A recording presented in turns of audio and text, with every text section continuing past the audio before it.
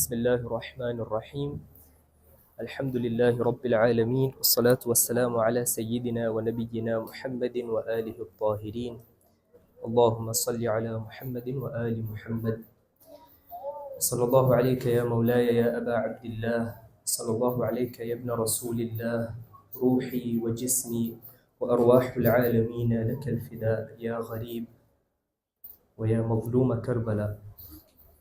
My dear brothers and sisters, Assalamu alaikum wa rahmatullahi wa barakatuh.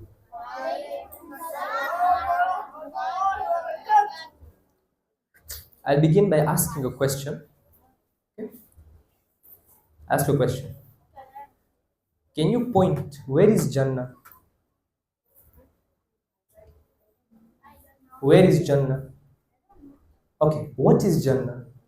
Who can tell me what is Jannah? Have you heard of Jannah before? You know what Jannah is? What is it? Yes, please. Heaven. Heaven. Very good. What is heaven? Yes, please. It's the result of what you did in the world. Excellent. It's the result of what you did in this world. Anybody else here wants to speak about Jannah? Yes, please. It's paradise. Paradise. Excellent. Anybody else here? Somebody raised their hand? You raised your hand? Yeah? Jannah is paradise. Jannah means complete peace, complete bliss. Now I ask you, where is it? Where is Jannah? Can somebody point where it is? Yes, please. This is Jannah? Why is this Jannah? Because it's on the right side. Wow, excellent. Excellent. وَمَنْ أُوتِيَ كِتَابَهُ بِيَمِينِهِ. You're talking about the Quran. Yes, if you're given your book in your right hand. Good. Where is Jannah? Yes, please. It's up. On the first floor here, there is Jannah. Where up? It's in the clouds. Allah. Anybody knows where Jannah is? Yes, please. It's facing the Qibla. Yes, please. Where is Jannah? Jannah is way higher than space. Way higher than space. Like beyond space. Yes, please. Above the seventh sky? Last chance. Anybody here? Yes, please. Subhanallah. Can you recite a salawat for her, please? Allahumma salli ala Muhammad wa ali. Boys and girls, if you want to know where Jannah is, ask the one who knows it the best, the Holy Prophet. You know what he said? Al-Jannatu tahta aqdamil ummahat. Jannah is under the feet of your mother. What does this mean? Under the feet of my mother, there is only champal all the time. What does the Prophet mean? Jannah is under the feet of your mother. What does that mean? What does that mean? Have you ever thought about this? Yeah? Jannah is under the feet of your mother. What does that mean? Yes, please.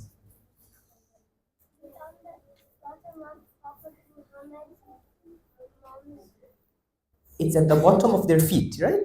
What's at the bottom of your feet most of the time? Champal, yes? So did the Prophet mean Jannah is champal? Is that what the Prophet means? So why is he saying it's under the feet of your mother? What does that mean? What does that mean? Yes, please.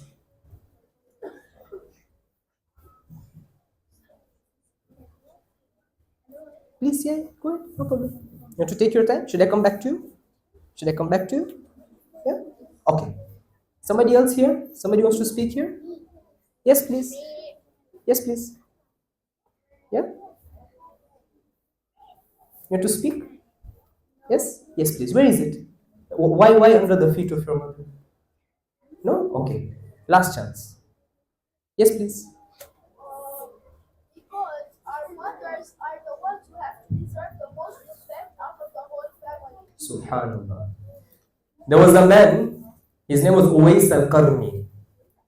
He used to live in Yemen. He really wanted to see the Holy Prophet. So much he wanted to see the Prophet. But now he had an old mother. He used to take care of her.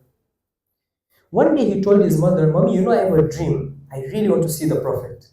Please, can you give me permission? I go to Medina to see the Prophet. Mother said, but Uwais, you are the only one taking care of me. Who will take care of me if you go away? You stay here with me. He said, okay. He stayed, and he stayed, and he stayed. Then one fine day, his mother looked at him and said, Uwais, I can see you really want to see the Prophet. Go. No problem, you go. Were there plane tickets at that time? No. He had to travel on either camel or donkey or horse. Okay? So his mom said to him, listen, Uwais, I give you permission. You go. But you are not allowed to spend the night in Medina. If you go to Medina, you stay there, you see the Prophet, you come back. So, one day trip. Uwais said, Alhamdulillah, done. He goes. He enters Medina, excited. Once in a lifetime opportunity. He never ever got that opportunity again. He enters Medina, he goes and he finds.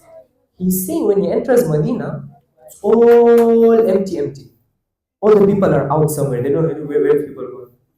He asked somebody, where is everyone? He said, you don't know. There is a battle going on, but which battle? Battle of Uhud. Where is Uhud? It's outside Medina. If you want, it will take some time for you to get there. So the Prophet is at Uhud. Yes, the Prophet is at Uhud. He has two options. Go to Uhud and therefore spend more than a night, or go back to Yemen and never see the Prophet again.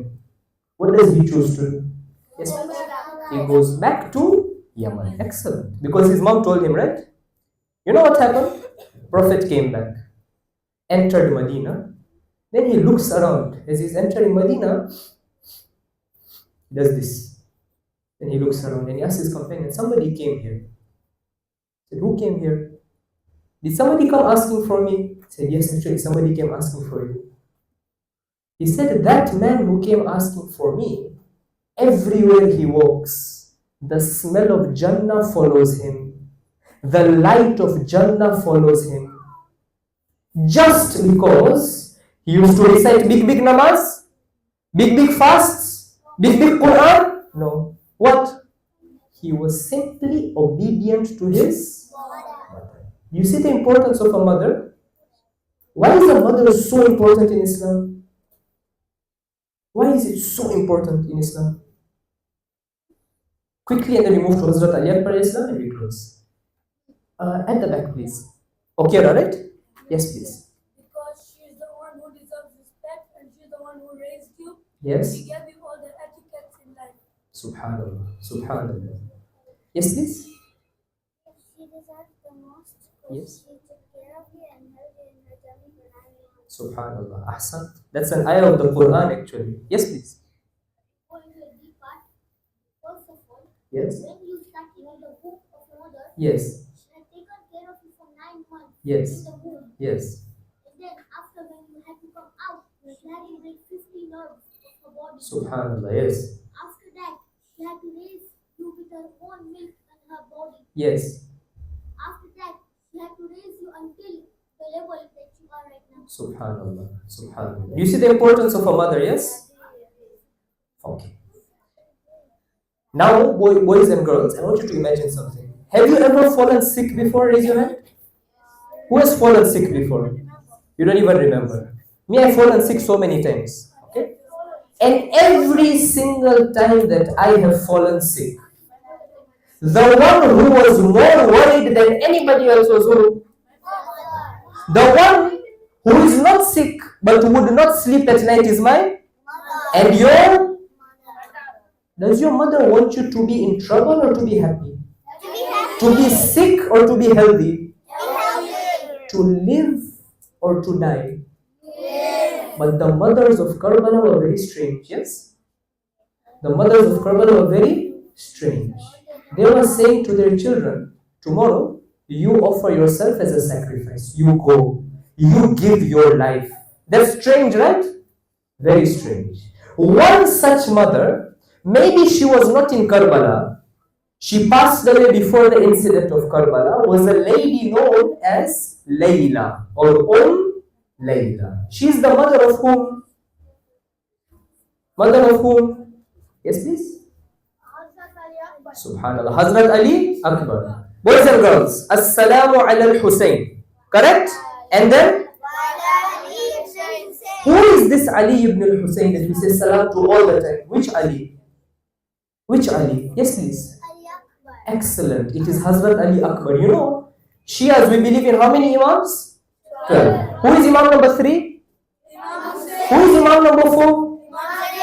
What is Imam Zainul Abidin's first name? Ali. Did you know, our scholars say, if Hazrat Ali Akbar, who was the older brother of Imam Zainul Abidin, Hazrat Ali Akbar was 28 years old on the day of Ashura. Imam Zainul Abidin was 23 years old. If Hazrat Ali Akbar would not have given his life on the day of Ashura, our scholars say the next Imam after Imam Hussein would have been Hazrat Ali Akbar. Subhanallah, look at this station. Yes? What happened on the day of Ashura with Hazrat Ali Akbar? I want you to imagine, the battle is raging.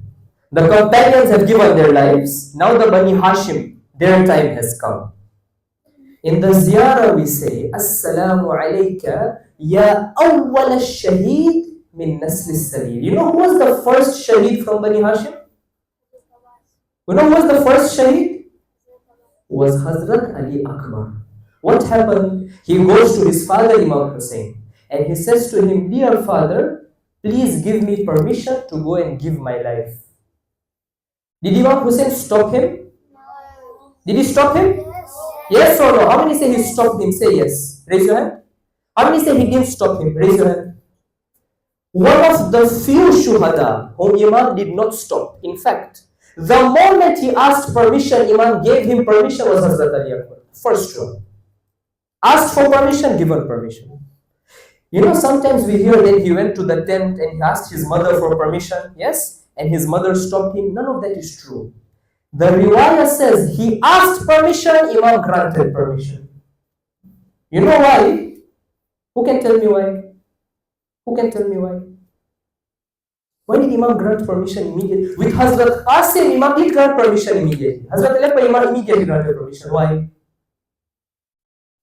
Yes, please?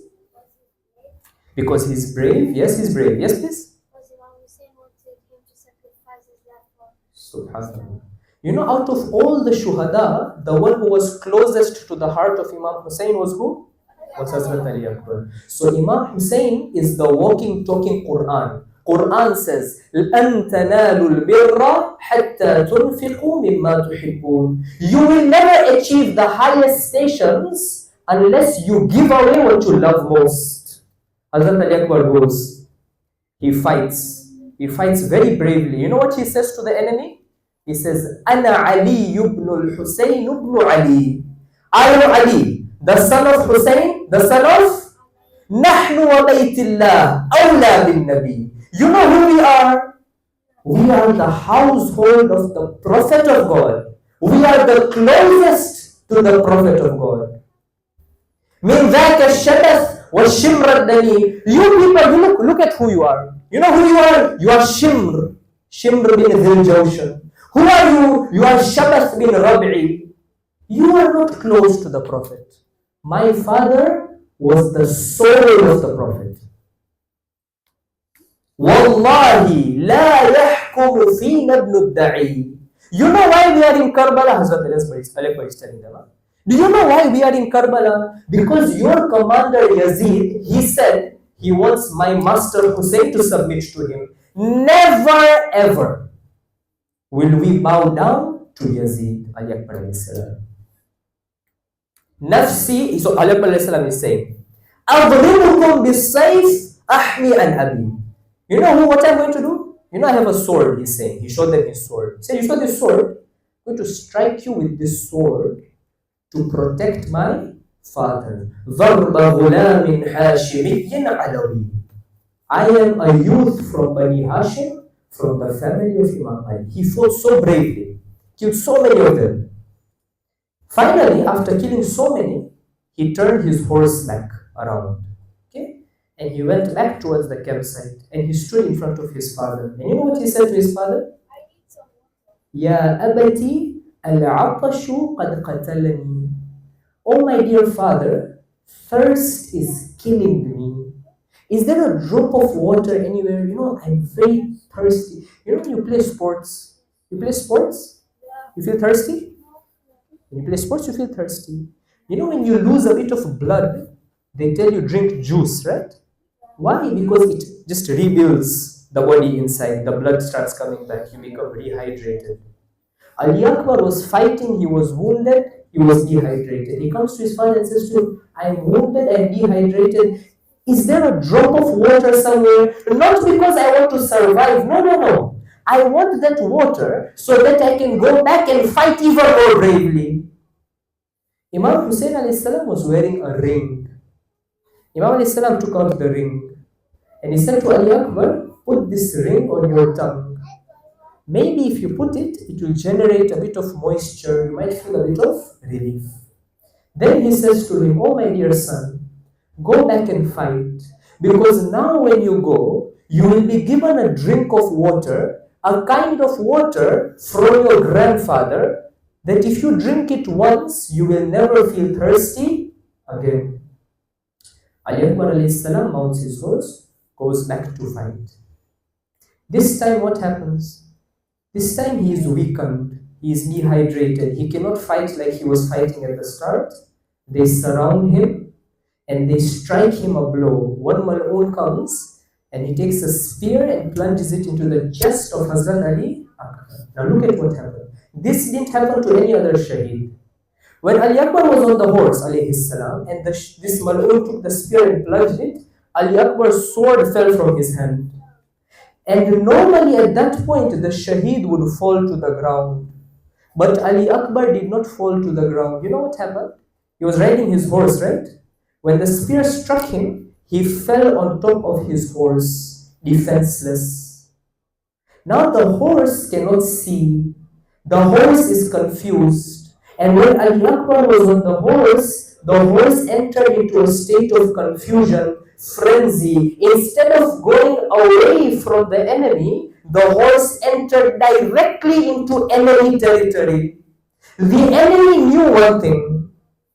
If you want to cause hurt and pain to Imam Hussein, cause hurt and pain to this boy, because this boy is the heart of Hussein. You know what this Malayin did? When he entered the ranks, defenseless on his horse, فَقَطَّعُوهُ بِسُيُوفِهِمْ إِرْبًا إِرْبًا. They took their swords, and that defenseless young man on the horse, they cut his body into pieces with their swords. Ali Akbar alayhi salam fell to the ground, covered in a pool of his own blood. And then he said, Ya abata adrikni. Oh my dear father, come to my aid. Accept my final salam. The riwayah says Imam Hussein alayhi salam, stumbling, confused, disoriented, finally reaches the body of Ali Akbar. I'll tell you something, boys. You know, have you heard of Nabi Ismail? You know Nabi Ismail was taken by Hazrat Ibrahim to go for the sacrifice. You know this?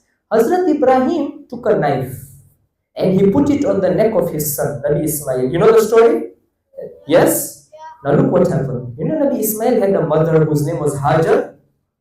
When Nabi Ismail came back with Hazrat Ibrahim, okay, and he went to the mother was overjoyed to find her son alive. But she noticed that on his neck there was a mark, just a small mark, where Nabi Ibrahim had put the knife before he cut. Just a mark. The riwayah says she saw that mark and she fainted to the ground. She couldn't bear to think that her son had a knife on his neck. When Yaqub alayhi salam, the father of Yusuf, when they brought the shirt of Nabi Yusuf, that shirt was with fake blood, stained with fake blood. He saw that shirt. He knew he was alive, but the Quran says he cried so much فَبْيَضَّتْ عَيْنَاهُ مِنَ الْحُزْنِ until he became blind because of grief. Now look at Imam Hussein alayhi salam. He sees his Ali Akbar covered in a pool of his own blood. There is no filter, nothing to stop him from seeing that. He arrives near his son. And Hazrat Ali Akbar at that time was breathing his final breaths. Now he was between this world and Barzakh. He turns to his father and he opens his eyes and he says, "My dear father, your promise was true. هذا جدي رسول الله. Here I see my grandfather, the prophet of God. قد سقاني من كأسه الأوفى. He has given me a drink of water, a kind of water I will never feel thirsty again." Imam Hussein alayhi salam, it was like the light of his eyes had been shut out. He looked at Ali Akbar alayhi salam, drawing his final breaths. The soul of Ali Akbar lifts away from the body. At that moment, Imam Hussein alayhi salam does a dua.